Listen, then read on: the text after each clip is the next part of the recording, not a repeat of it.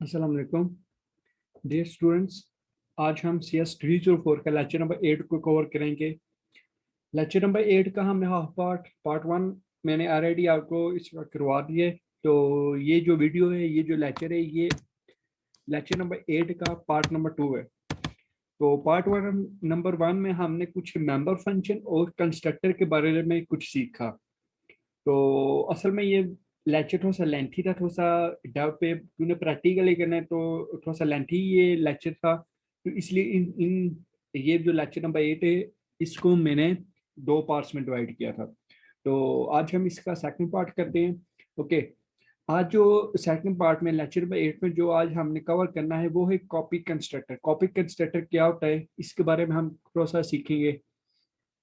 अगर आपने अभी तक पार्ट 1 नहीं देखा तो जल्दी से पहले पार्ट नंबर 1 देख लें, फिर ये पार्ट नंबर 2 स्टार्ट करिएगा। Okay. Copy constructor. Copy constructor are used when initializing an object at the time of creation.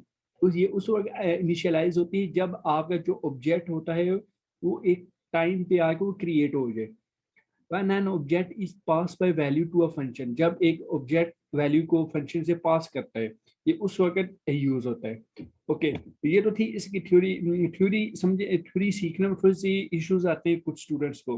तो इसलिए मैं यही कॉपी कंस्ट्रक्टर को, ये सेम वही चीज होगी जो मैं आपको अभी मैं प्रैक्टिकली डब में आपको सिखाऊंगा कि कॉपी कंस्ट्रक्टर कैसे यूज होती है और ये क्या होती है। तो आप इसका कंसेप्ट प्रैक्टिकली समझिएगा तो इंशाल्लाह आपको समझ आ जाएगी। ओके। कंस्ट्रक्टर के बारे में तो हमने सीखा, बहुत सीख लिया है कि कंस्ट्रक्टर क्या होता है। कंस्ट्रक्टर हमेशा आपकी वैल्यूज को इनिशियलाइज करने के लिए यूज होता है, ये तो हमने सीख लिया। अब बात आ गई है कॉपी कंस्ट्रक्टर पे। कॉपी कंस्ट्रक्टर क्या मतलब, कॉपी कंस्ट्रक्टर इस नेम से ये हमें इसका पता चल रहा है कि ये कंस्ट्रक्टर को कॉपी करेगा। अब कॉपी किस पे करनी है। अब कॉपी कॉपी कंस्ट्रक्टर में हमने एक ऑब्जेक्ट से दूसरे ऑब्जेक्ट पे कॉपी करनी है। ओके। लेट्स सपोज अब हम इसका थोड़ा सा प्रैक्टिकली करते हैं। लेट्स फर्स्ट ऑफ ऑल मैं यहाँ पे कुछ डिक्लेरेशन कर लेता हूँ। इंट ए और इंट बी मैंने किया, इंट ए और इंट बी मैंने कुछ यहाँ पे कर लिया। ओके।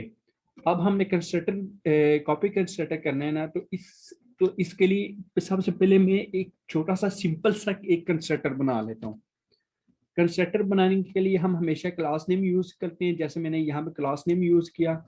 यहाँ पे मैं अब फंक्शन बना लेता हूँ। तो कंस्ट्रक्टर भी आपका एक फंक्शन जैसा क्रिएट होगा।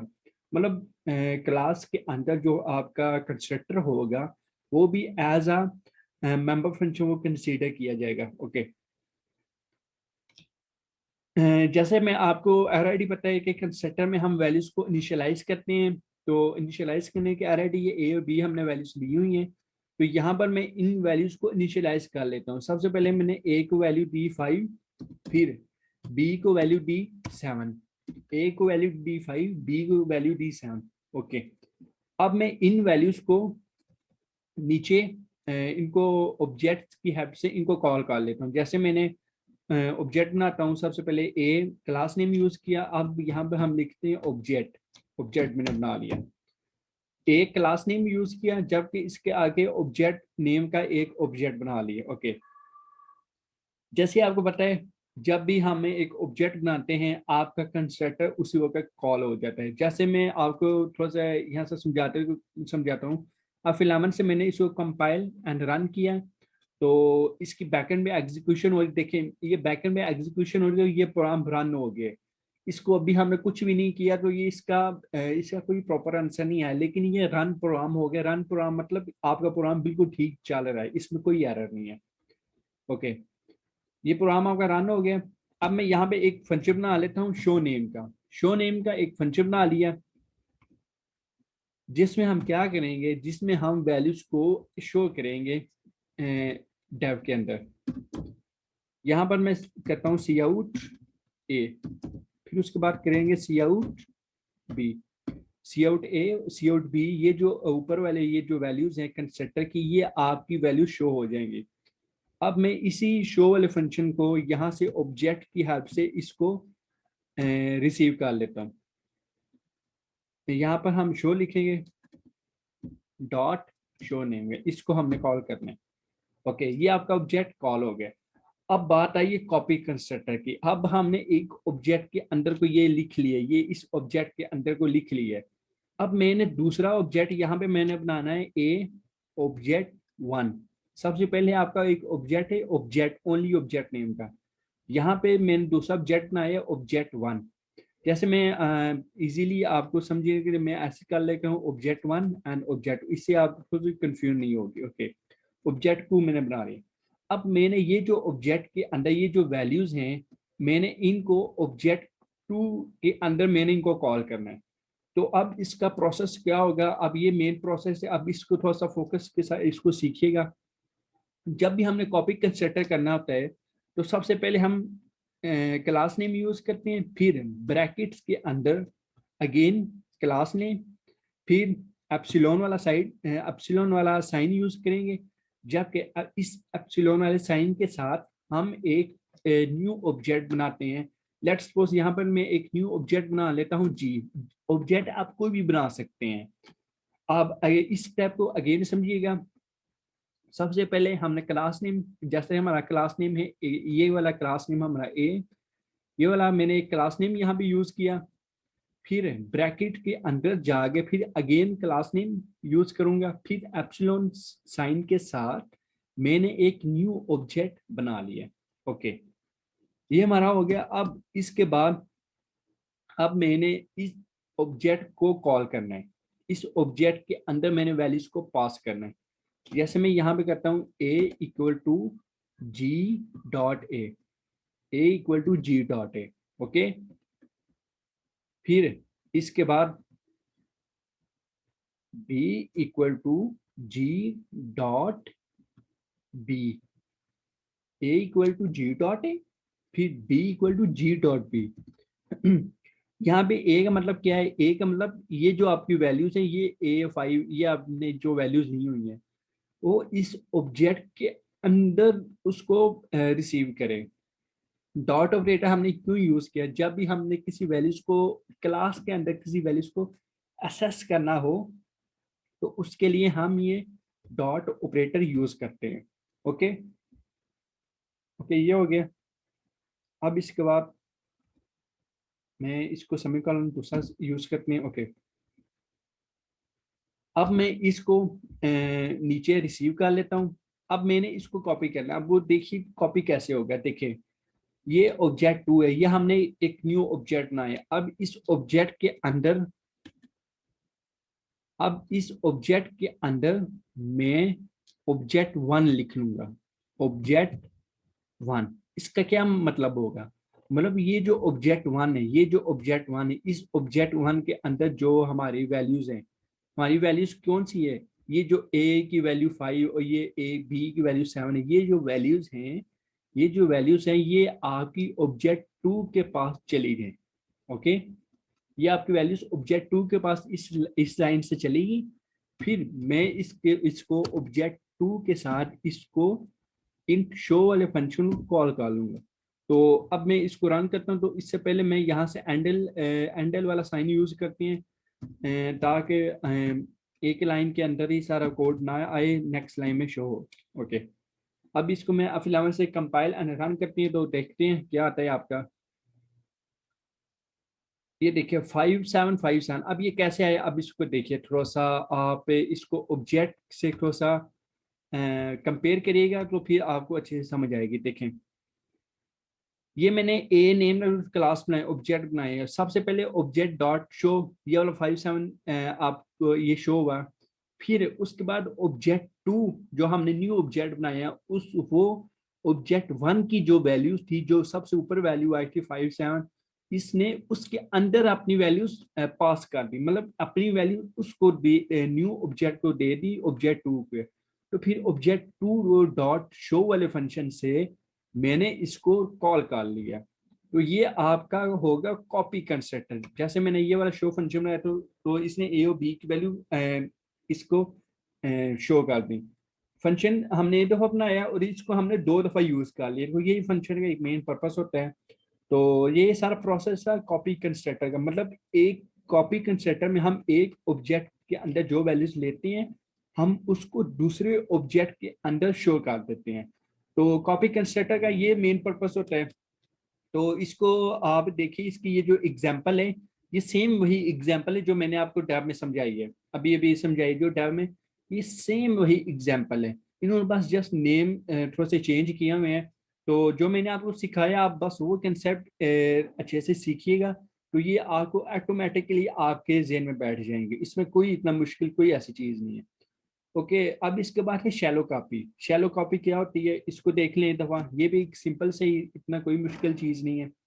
शैलो कॉपी अगर मैं आपको यहाँ से समझाऊँ तो आपके लिए समझे थोड़ी सी मुश्किल होगी। तो इसको भी हम थोड़ा सा प्रैक्टिकल ही करते हैं, क्योंकि ये जो हमारी प्रोग्रामिंग है, इसमें प्रैक्टिकल करना बहुत ज़्यादा ज़रूरी है। प्रैक्टिकल ही मेन चीज़ होती है प्रोग्रामिंग में।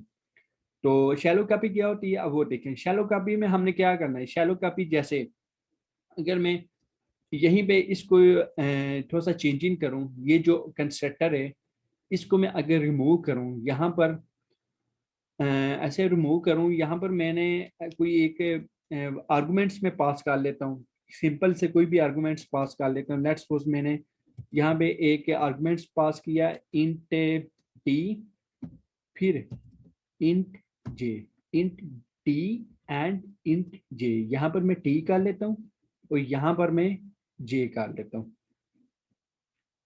इंट टी एंड इंट जे, मैंने इसको ऐसे कॉल कर लिया।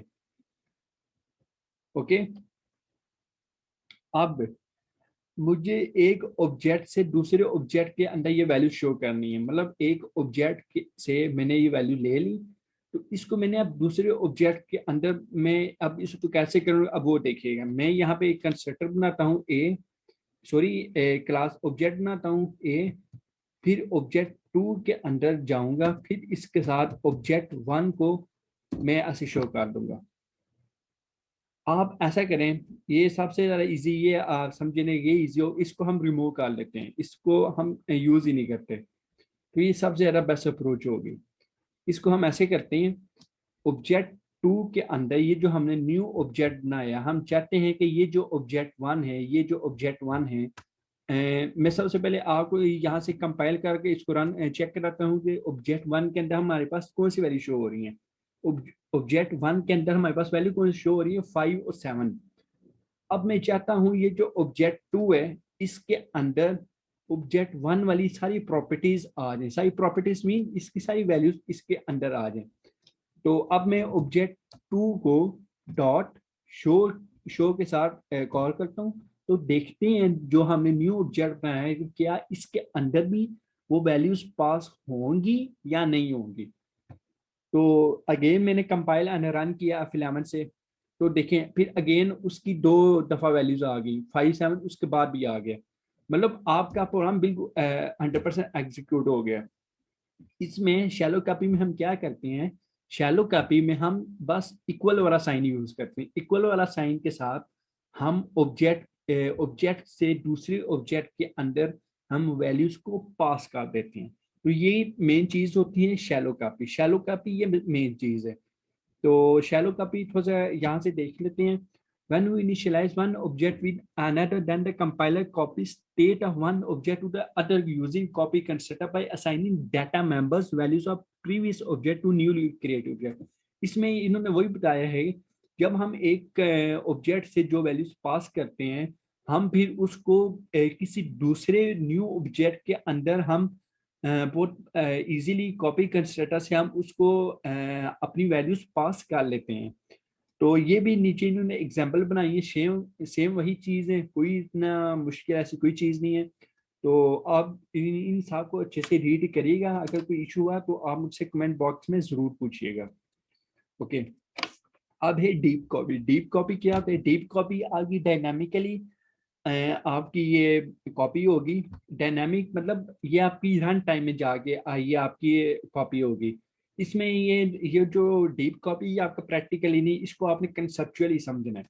कंसेप्चुअली मीन, कंसेप्चुअली ऐसे आप ऐसे समझेंगे, जो हमारी डायनामिकली मेमोरी होती है, मतलब जो आपकी डायनामिक, जो आप एग्जीक्यूशन टाइम में, सॉरी जब आप कंपाइलेशन टाइम में, जब हमारी ये कंपाइलेशन टाइम है, जब आप इस कंपाइलेशन टाइम में आप इसको एग्जीक्यूट करते हो, तो वो आपकी डायनामिक मेमोरी में कंसीडर होगी। तो डायनामिक मेमोरी में जब आप वैल्यूज को कॉपी करते हो किसी दूसरे कॉपी के साथ, तो आपने जस्ट उस जो आपका ऑब्जेक्ट हो जाए उसके साथ आपने न्यू ऑपरेटर, न्यू वाला कीवर्ड आपने यूज कर लेना है।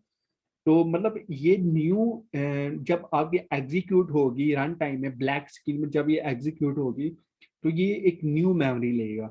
तो ये आपकी डीप कॉपी होती है। मैंने आपको इसीलिए वर्डिंग में आपको समझा दी है।